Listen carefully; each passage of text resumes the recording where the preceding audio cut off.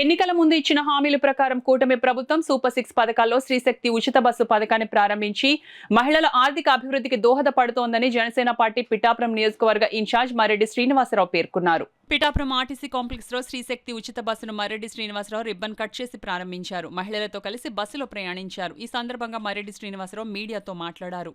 ఈ రోజు శ్రీశక్తి పథకం పేరిట ప్రారంభించడం మొదలుపెట్టారు. చాలా సంతోషం.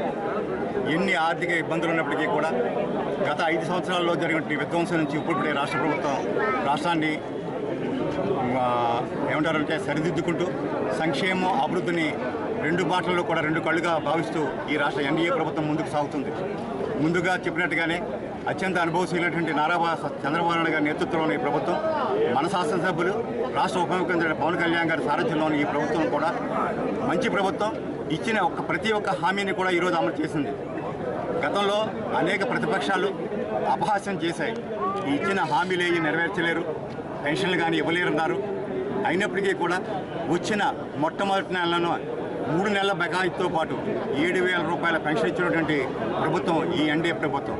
అదేవిధంగా గ్యాస్ సిలిండర్ కావచ్చు, రైతు భరోసా కావచ్చు, అదేవిధంగా చదువుకున్న పిల్లలకి ఒక్కొక్కరికి 13,000 చొప్పున వేసిన పథకం కావచ్చు.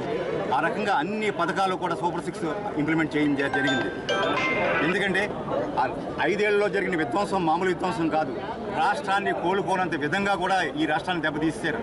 అంటే ఎవరు వచ్చినా కూడా డెవలప్ చేయలేని విధంగా కూడా ఈ రాష్ట్రాన్ని సర్వనాశనం చేశారు. ఎంతో ప్రతిష్టాత్మక ప్రారంభమైన అమరావతిని విధ్వంసం చేశారు. మన ఆంధ్రప్రదేశ్కి జీవనాడైనటువంటి పోలవరాన్ని కూడా విధ్వంసం చేశారు.